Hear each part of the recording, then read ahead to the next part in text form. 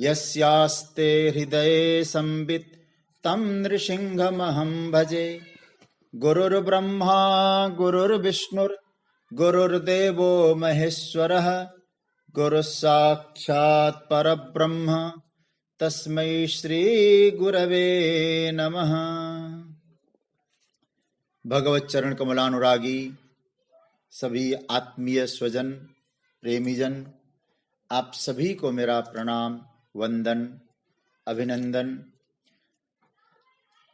स्वाध्याय परिवार के सभी परम प्रेमास्पद भगवत प्रेमी जनों को पुनः एक बार वंदन। प्रभु की मंगलमयी कृपा करुणा से श्रीमद् भगवत गीता पर हमारी चिंतन की यात्रा चल रही है। उस चिंतन की मंगलमयी यात्रा में हम लोग कल एक चर्चा कर रहे थे कि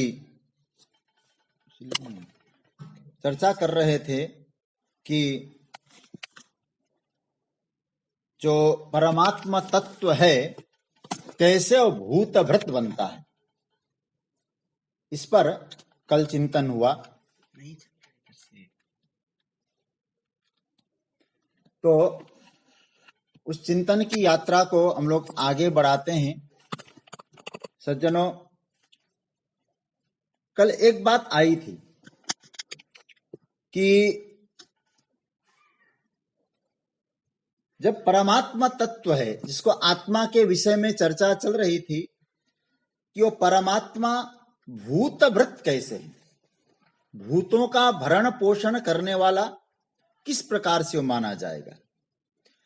हम लोग इस श्लोक पे जब चर्चा कर रहे थे कि न च मत्स्थानि भूतानि पश्य में योगमैश्वरम और भूतभृत न च भूतस्थो, इस पर हम लोग चिंतन कर रहे थे। तो एक बात आपने ध्यान से सुना होगा, जब भगवान कहते हैं कि मैं असंश्लिष्ट हूं, कहीं मेरा जुड़ाव नहीं है किसी के साथ और मैं भरण पोषण करता हूं, और मैंने चर्चा की थी कि संबंध जब तक न हो तब तक भरता नहीं हो सकता है, क्योंकि उसके साथ कोई ना कोई अटैचमेंट तो रहना चाहिए।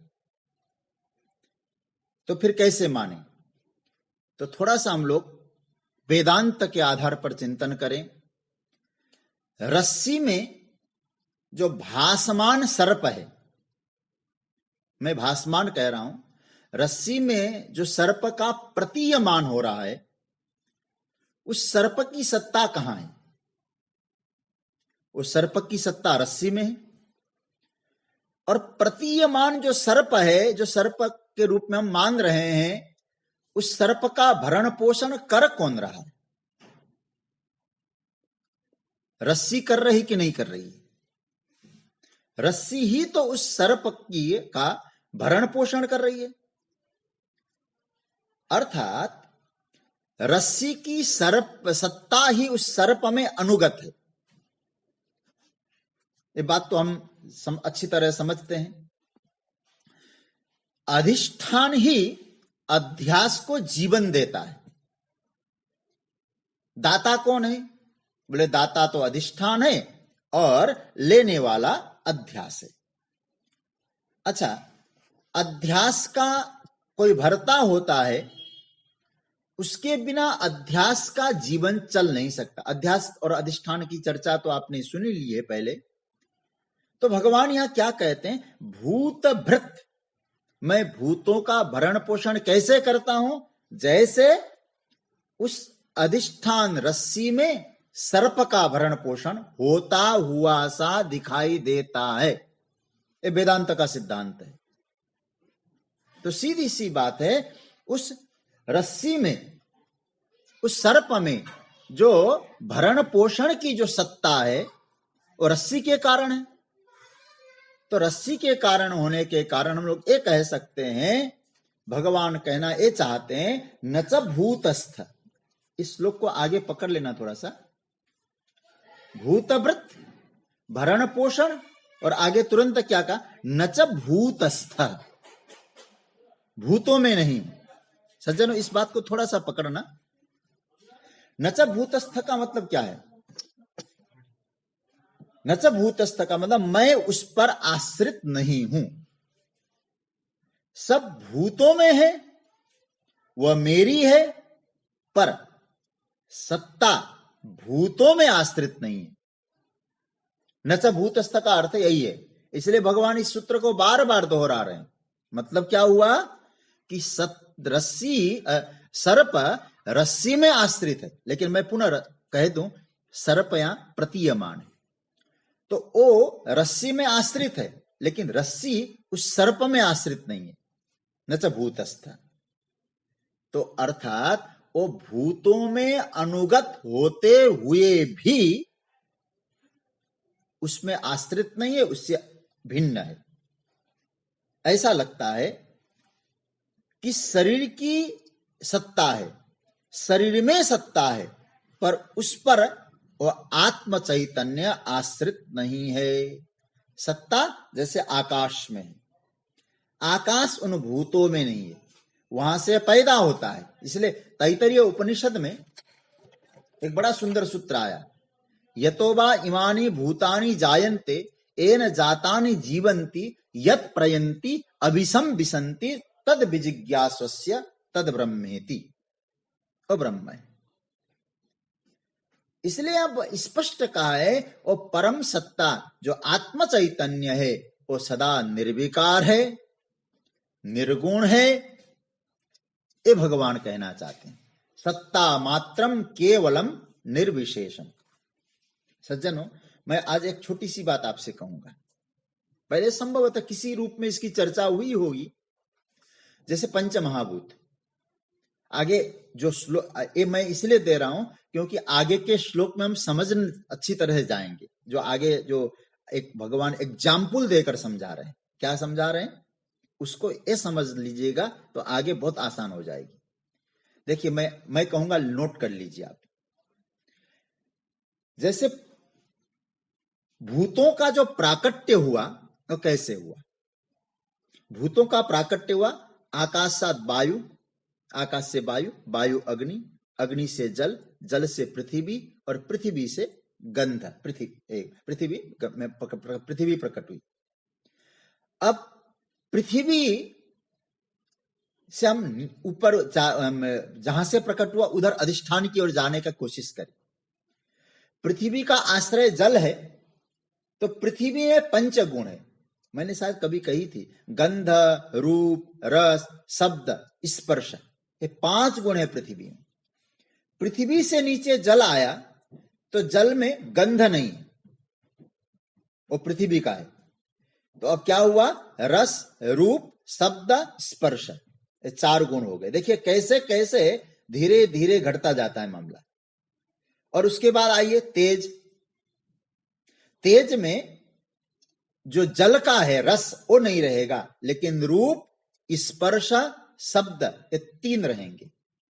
और वायु में स्पर्श रहेगा और शब्द रहेगा, रूप नहीं रहेगा। और जब आकाश में आएंगे केवल एक रहेगा, शब्द।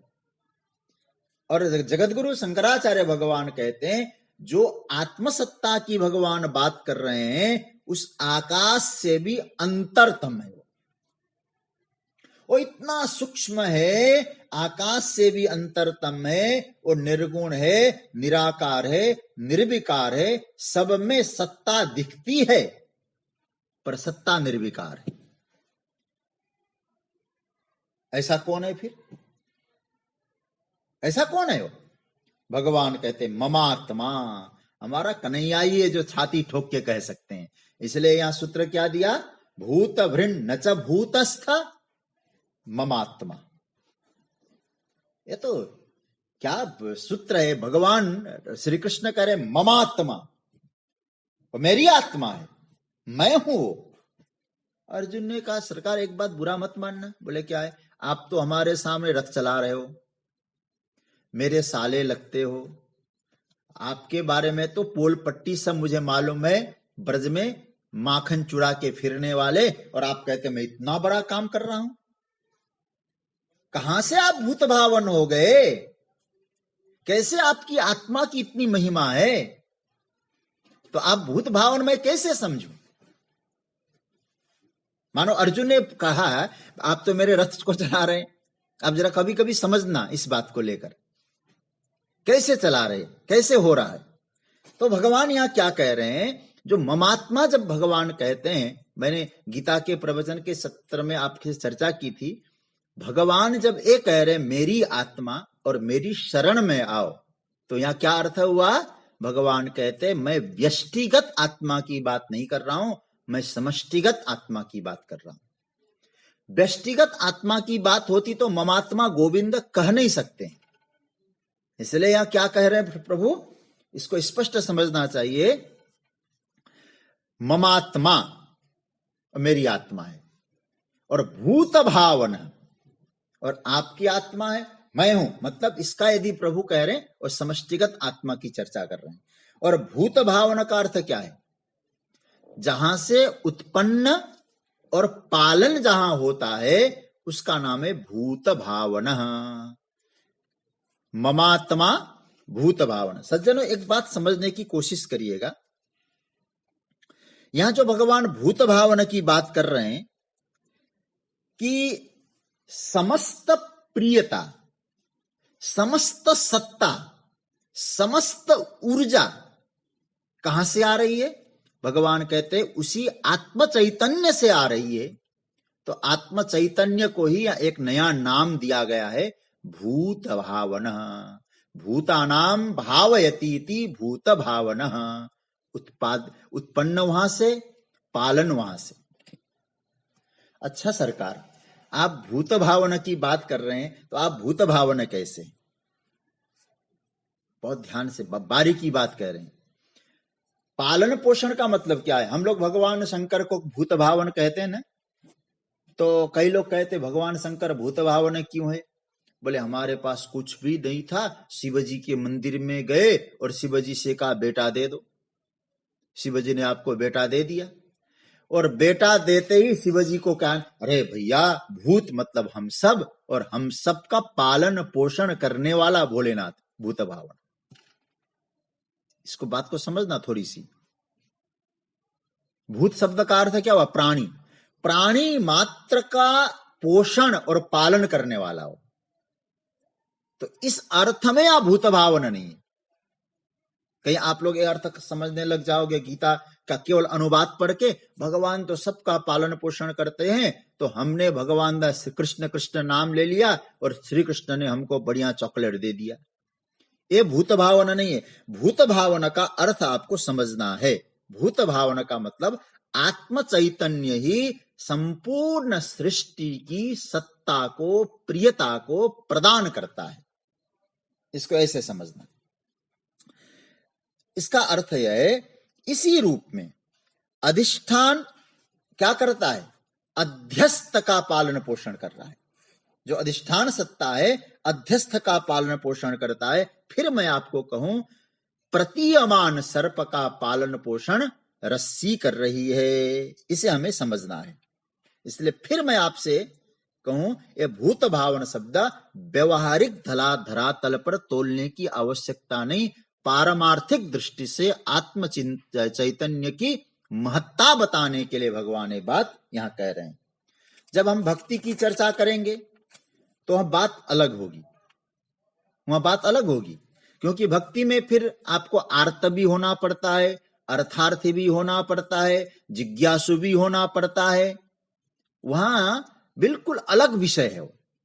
लेकिन यहां जो चर्चा है वह सृष्टि और चेतना के संदर्भ में।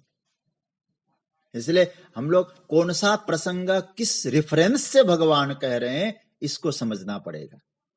तो सज्जनों, संपूर्ण सृष्टि भूत भावन माने समूची सृष्टि का पालन पोषण परमात्मा कर रहे हैं, ये इसका अर्थ है। तो कल से हम लोग जिस श्लोक पे चर्चा कर रहे थे, कल से या परसों से, अब शायद स्पष्ट हो गया होगा। न च मत्स्थानि भूतानि पश्य मे योगमैश्वरम भूतभृन् न च भूतस्थः भूतात्मा ममात्मा भूत भावन। वो समष्टिगत आत्म चैतन्य जो मेरी आत्मा है ना अर्जुन, वही आत्मा संपूर्ण जगत का पालन पोषण करता हुआ सा दिखाई दे रहा है। ये बात समझ में आ गई होगी। अब हम लोग आगे बढ़ते हैं। हम लोग आइए 6ठे श्लोक में प्रवेश करें। मैं बोलूं फिर आप लोग बोलिएगा। यथाकाशस्थितो नित्यम् वायुः सर्वत्र गो महान् तथा सर्वाणि भूतानि मत्स्थानीत्युपधारयः।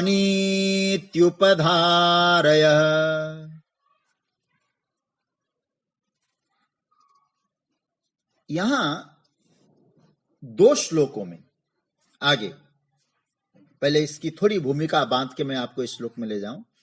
ये जो 6ठा श्लोक और 7वां श्लोक, इन 2 श्लोकों में दृष्टांत के माध्यम से भगवान ने एक तथ्य को प्रस्तुत किया है। एक तथ्य की चर्चा होती है। हमारे परम पूज्य प्रातस्मरणीय स्वामी चिन्मयानंद जी महाराज, स्वामी चिन्मय मिशन के, वो एक विनोद में एक बात कहा करते थे। ये तथ्य शब्द जो है ना, यही ट्रुथ है। कैसे? और मजाकिया लहजे में कहा करते थे कि ये दोनों श्लोकों में भगवान तथ्य की बात कर रहे हैं। ये जो तथ्य शब्द है ना, वो विदेश चला गया, उसकी टांग कट गई। जो यह है ना, उसकी टांग कट गई, तो क्या निकला? बोले ट्रुथ, सत्य। तथ्य ही सत्य है।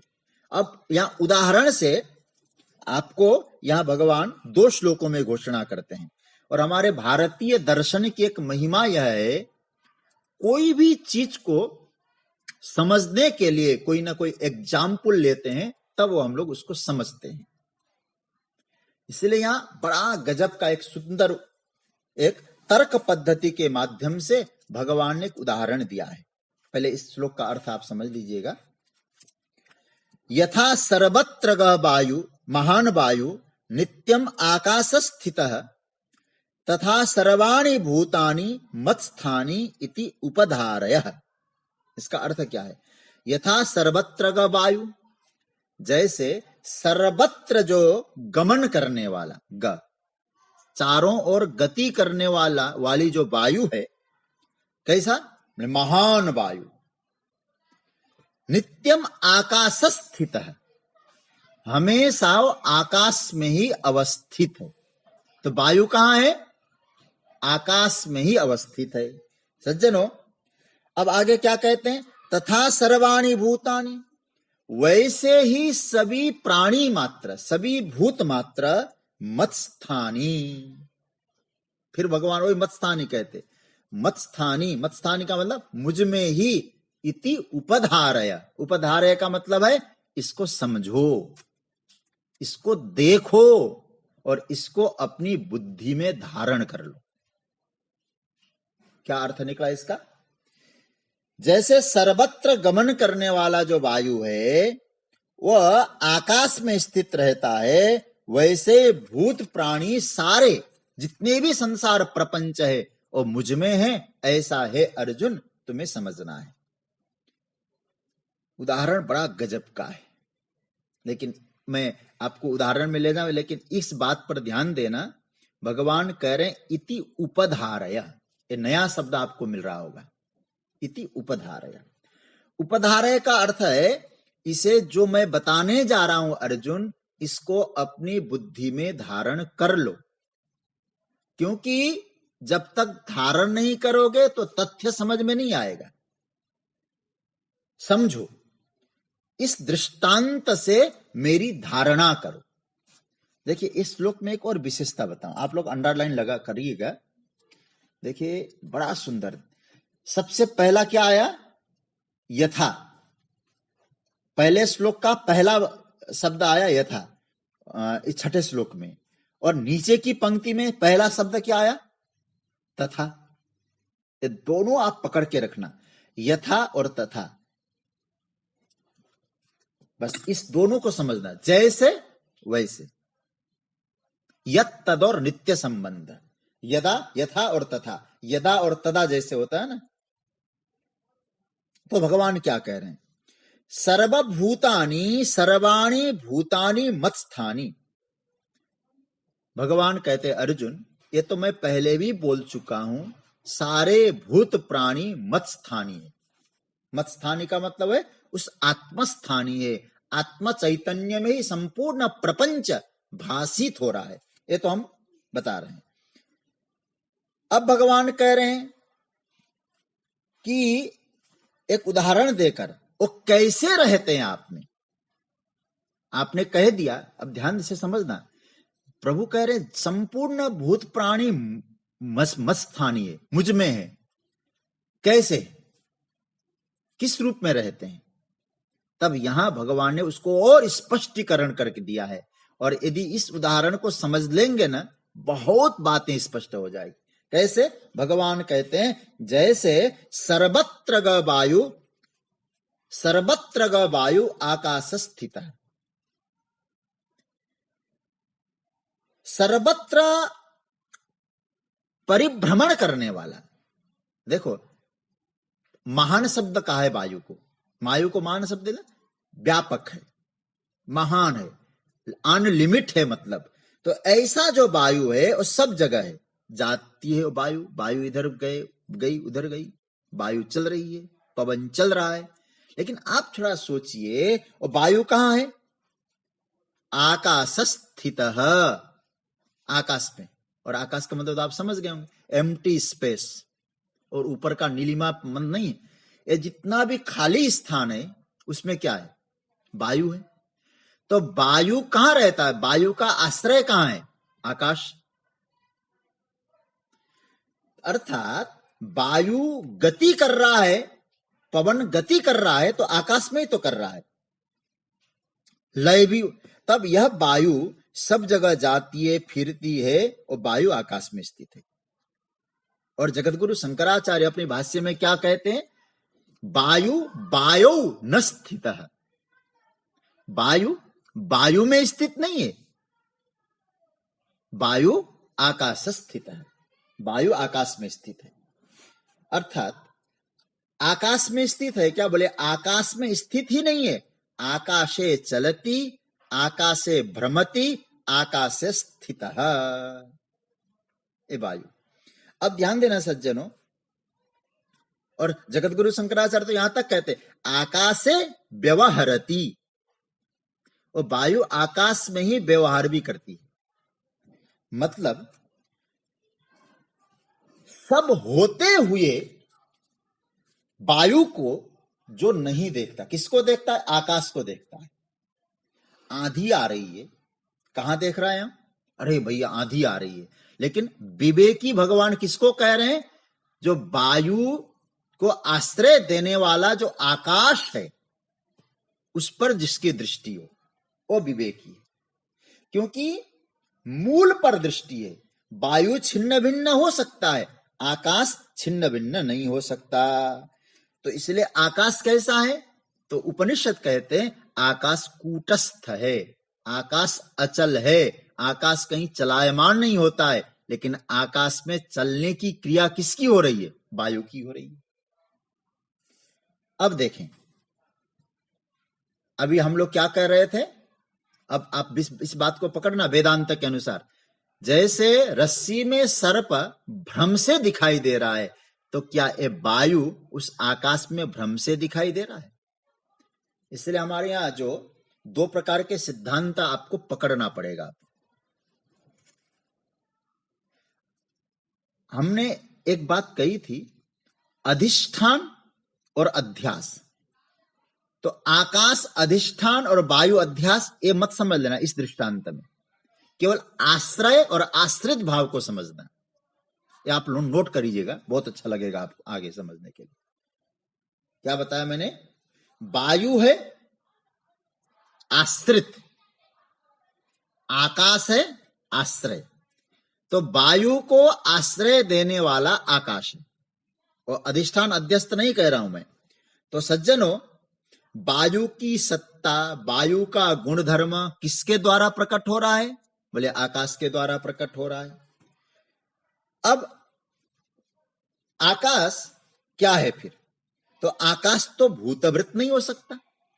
तो आकाश ने इस वायु को दिया क्या? आप थोड़ा सा चिंतन करना, वायु वृत्त आकाश नहीं है।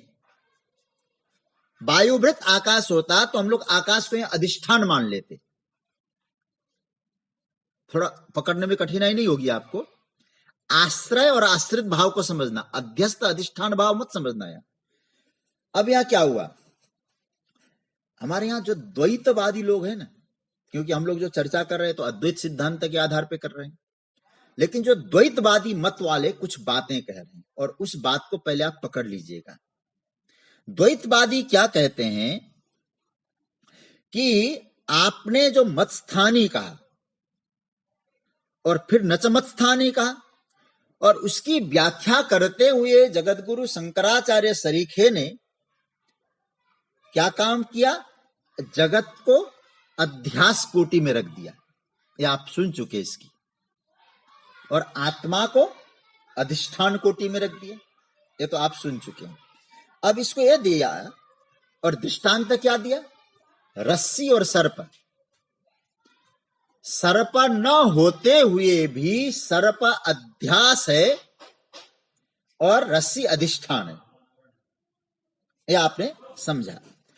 अब सज्जनों, आप जब भी देखो बड़ा मजा लेते हैं।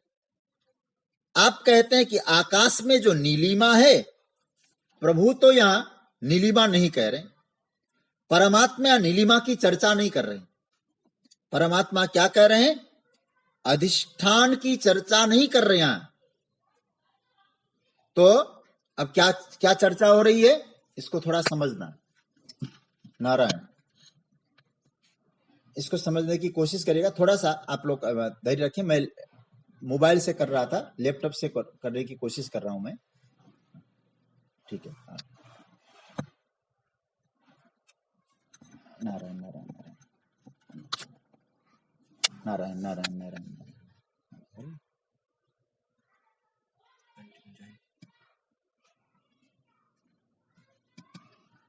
नारायण।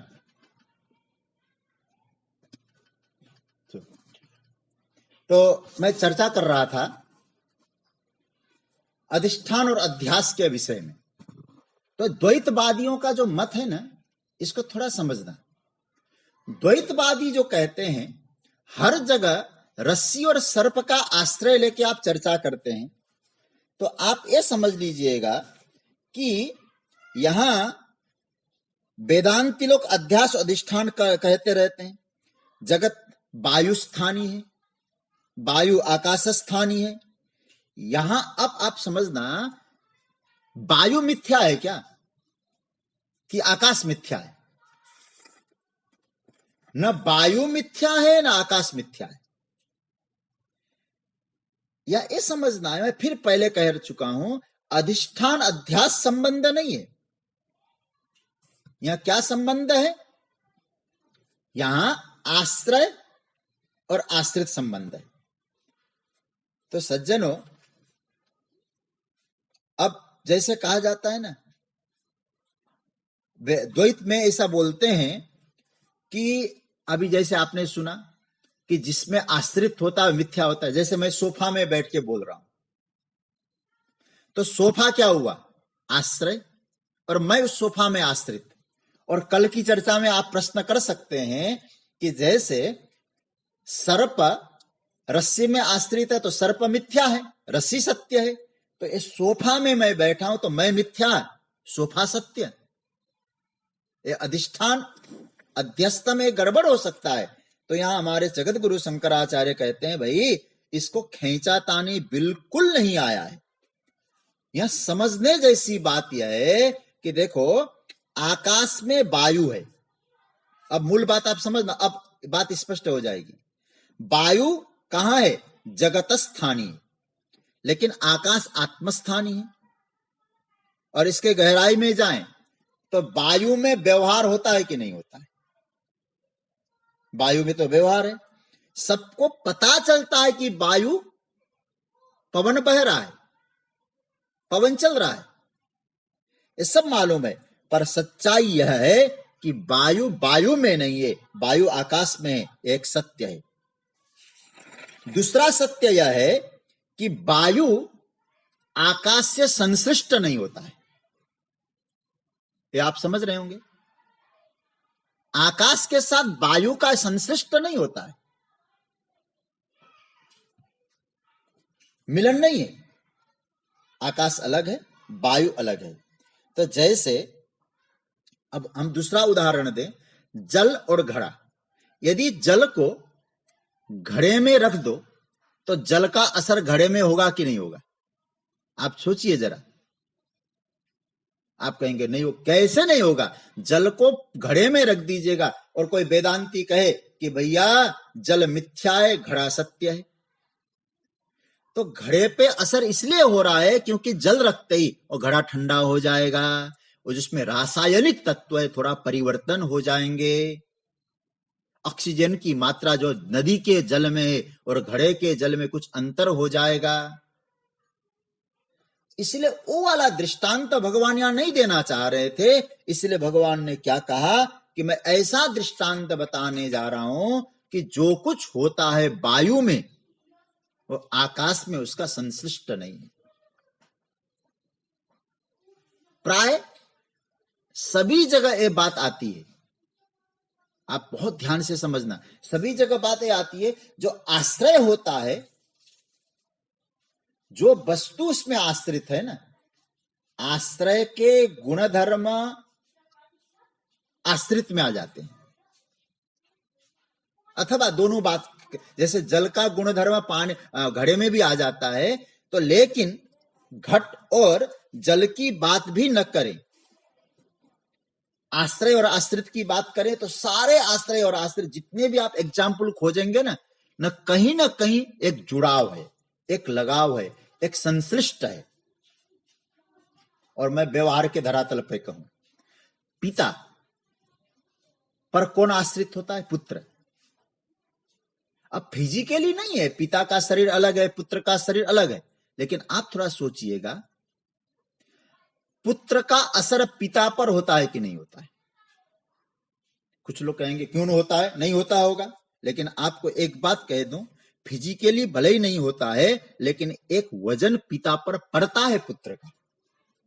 और कभी कभी पुत्र के व्यवहार से पिता टूट जाता है, स्थिति बिगड़ जाती है। इसलिए मैं ये बात इसलिए कह रहा हूं कि आप जितने भी आश्रय और आश्रित का भाव देखिएगा, एक दोनों का संश्लेष रहेगा ही रहेगा, मिलावट रहेगा ही रहेगा, संबंध रहेगा ही रहेगा। आश्रय और आश्रित में यह भाव है। आप इसीलिए एक ऐसा उदाहरण भगवान ने प्रस्तुत किया है जहां आश्रय तो है, लेकिन आश्रित वस्तु का जो भाव है वो आश्रय में नहीं पड़ता। इसलिए ऐसा उदाहरण यदि आप खोजेंगे, केवल यही उदाहरण आपको मिल सकता है। कैसा उदाहरण? वायु आकाश में आश्रित है, लेकिन वायु का असर आकाश में नहीं। बाकी संसार में जो भी किसी पर डिपेंडेंट है, आश्रय का असर होगा। आश्रित का असर आश्रय पर पड़ेगा, ये लिख लो। ऐसा कोई उदाहरण एग्जाम्पल आपको नहीं मिलेगा कोई आप पर डिपेंडेंट हो और उस पर उसका जो प्रभाव है आप पर न पड़े। एग्जाम्पल खोजिए। इसलिए भगवान ने भी यहां जो गीता में ये जो उदाहरण जो खोजा है, क्या खोजा? यथाकाशस्थितो नित्यम वायु सर्वत्र गो महान। हमारे यहां इसलिए प्रभु बहुत बढ़िया बात कहते हैं, एक ही दृष्टांत है वायु और आकाश का। अर्थात जो आश्रित है उसमें हलचल भी हो रहा है, व्यवहार भी हो रहा है, परिमाण में व्यापकता भी दिखाई देती है, महान है। इसलिए भगवान क्या कहते हैं? सर्वत्र गह, चलता हुआ दिखाई देता है वायु। आप अनुभव भी कर सकते हैं अपने, अरे भाई ठंडी लग रही ना, पवन बह रहा है, चल रहा है। लेकिन आप अब विचार करिए, जो कुछ हो रहा है क्या परमात्मा उस आकाश तत्व पे असर हो रहा है कि नहीं? तो अब इसको जगत के साथ खोजिए। अब जो जगत में व्यवहार होता है, जगत में हलचल होता है, वाइब्रेंट होता है जगत में, लेकिन भगवान कहते हैं जगत निरंतर चलता हुआ भी उस आत्मा पर, उस चैतन्य पर, उस परम तत्व पर कोई उसका असर नहीं होता है। केवल यही उदाहरण यहां बैठ सकता था। भगवान ने उदाहरण दिया, यथाकाश स्थितो नित्यम वायु सर्वत्र गोमा। महान शब्द का उपयोग क्या है सज्जनों? मुझे बहुत प्रसन्नता इस बात की हो रही है कि आप लोग कितना इस पर चिंतन कर रहे हैं। मुझे गोवा से श्री महेश जी ने भी बताया कल कि महाराज जी इसको इस तरह से कहा, जो फिल्म का जो उन्होंने दृष्टांत दिया कि सिनेमा का पर्दा पर, और आज हमारे कलकत्ता से बबीता दीदी ने भी यही बात कही कि सिनेमा चल रहा है पर्दे पर, लेकिन कोई असर नहीं है इस पर्दे का, पर्दे पर सिनेमा का। उसी पर्दे पर ही सिनेमा है, लेकिन पर्दे पर कुछ असर है क्या? अब आप सोचिएगा सज्जनों, पर्दे पर असर नहीं है, किंतु पर्दे के बिना सिनेमा है क्या? यदि कोई व्यक्ति कहे पर्दा में, तो अच्छा, पर्दे में जब सिनेमा चलती है तो पर्दे में कोई किसी को मार रहा है, खून बह रहा है ना, तो पर्दे में तो खून नहीं लगता। तो बड़ा अच्छा लगा मुझे कि आप लोग इस पर कितना चिंतन कर रहे हैं, कि आप लोग कथा सुनते हैं और इस पर चिंतन करके मुझे भेजते हैं। तो अब मैं इसी बात को आपके सामने रखना चाह रहा हूं कि देखो, महान शब्द का भगवान उपयोग कर रहे हैं। महान वस्तु यदि है वायु, तो आश्रित क्यों है? तो इस वायु को हम जगत के साथ देखते हैं। जैसे वायु महान है, ऐसे जगत भी तो महान है। महान का अर्थ है विराट है। क्या नहीं है जगत में? आप इस जगत का पार पाए क्या? जगत के एक और छोर का पार हम लोग पा नहीं पाए। आप जरा सोचिएगा, इतनी विराट है, यह क्यों आश्रित होगी किसी पर? तो भगवान ने सोचा महान दृष्टांत को महान सिद्धांत से कह दूं, इसलिए वायु को आकाश के साथ जोड़ दिया। मतलब वायु महान होने पर भी आश्रित है, चाहे जितनी हलचल करे, चाहे उसके रहने का स्थान आकाश ही रहेगा। बस मैं यही आपसे निवेदन करना चाहता हूं। अब बात स्पष्ट हो जाएगी। वायु कितनी भी हलचल करे, आंधी आए, तूफान है, आकाश के बिना नहीं है। तो जगत में हम लोग रहते हैं ना, तो जगत भी परमात्मा में है। किंतु यहां यह समझना, हम सब कितना भी हलचल करें, जगत इधर से उधर हो जाए, जगत में प्रलय हो जाए, लेकिन हलचल नहीं होता है तो केवल एक में नहीं होता है, वो है आत्म चैतन्य। उसमें आश्रित है, सब कुछ होता हुआ है उसी में है, लेकिन वो बिल्कुल निर्लेप है, ये भगवान कह रहे। इसलिए सत्ता मात्रम केवलम निर्विशेषम। सज्जनों, अब इन सब का चिंतन करें। क्या चिंतन हमें आया? जैसे आकाश में वायु असंश्लिष्ट होते हुए भी आश्रित है, वैसे ही अर्जुन, मैं जगत को आश्रय देने वाला हूं, लेकिन जिसको मैं आश्रय दे रहा हूं वो आश्रित वस्तु का असर मुझ पर नहीं होता है। समझ रहे हैं? मुझ पर नहीं होता है। अब हां, उस आश्रय के बिना होता कुछ नहीं है। इसलिए कुछ लोग कहते हैं भगवान के बिना तो पत्ता भी नहीं हिलता जी, सब भगवान ने कराया। अरे भगवान कराते तो सारे लोगों को अच्छे काम में लगाते ना, गलत काम में क्यों लगाया प्रभु ने? फिर कोई गलत काम में क्यों? तो ऐसी बात हो गई, तो दीपक जला के कोई सत्संग करता है और दीपक जला के कोई चोरी करता है, तो दीपक का क्या दोष है इसमें? दीपक का काम प्रकाश देना है, ऊर्जा देना है, चैतन्य प्रदान करना है। उस चैतन्य में तुम चाहे जुआ खेलो, चाहे भागवत पढ़ो, चाहे कुछ भी करो, दीपक का काम प्रकाश देना है, वो आपके कार्यों का प्रेरक नहीं होता है। इसी तरह से मेरी आत्मसत्ता में सब कुछ है, हलचल वहीं हो रहा है। इसलिए नदी, नाले, पहाड़, पर्वत सब वहीं है, और कोई उथल पुथल भी हो रहा है, कहीं भूकंप आ रहा है, लेकिन मूल बात यह है, मूल तत्व मैं हूं। वायु में जो कुछ हो रहा है, आकाश निर्लेप है, परमात्मा पूरी तरह से निर्लेप है। तो यहां पहली बात एक सत्य पकड़ना है। क्या है? एक बात हमको अच्छी तरह समझ में आ जाएगी, इसी तरह से जो विराट है जगत, वो आश्रित जिस पर है वो बिल्कुल निर्लेप है, एक बात। दूसरी बात, जिस पर आश्रित है उसका कोई संश्लेष नहीं है, उसके साथ कोई मिलाव नहीं है कि हम मिलकर ही उसका भरण पोषण करें, उस पर आश्रित हो। इसलिए आकाश स्थानी जो परमात्मा है, परमात्मा में जगत के हलचल का कोई असर नहीं है। इसलिए क्या, इसका अर्थ क्या हुआ? इसका मतलब यह हुआ, जगत उपस्थित है, भासमान होने से परमात्मा में कुछ इसका प्रभाव नहीं। इस बात को समझने के लिए भगवान ने यहां आकाश की ओर, आकाश का दृष्टांत दिया, और भगवान कह रहे हैं, अर्जुन अब तुम इस बात को समझ लो, तुम्हारी जो दृष्टि है वायु पर न जाए, आकाश पर जाए। हम सबको समझाने का हेतु क्या है? भगवान कहते हैं जगत पर न जाए दृष्टि, मुझ पर जाए, मूल अधिष्ठान में दृष्टि जाए, मूल आश्रय में तुम्हारी दृष्टि जाए। ये सब परमात्मा। इसलिए बार बार 9वें अध्याय में एक कहना चाहते हैं, जो मैं इतना व्यापक रूप से तुमको समझा रहा हूं, समझाने का मूल तथ्य यह है, तुम्हारी जो दृष्टि इतनी पॉजिटिव हो जाए कि हलचल पे दृष्टि न जाए, निश्चल पर दृष्टि जाए, परिणाम पर दृष्टि न जाए, ये जो अपरिणामी तत्व है उस पर दृष्टि जाए। भगवान यहां ये बताना चाह रहे हैं। तो इन दोनों के बीच का जो रिश्ता है उसको समझो। समझ रहे हैं ना? आकाश और वायु के बीच के रिश्ते को समझो, जगत और परमात्मा के बीच के रिश्ते को समझो, फिर आंधी तूफान पर दृष्टि न जाकर आकाश पर दृष्टि रखो।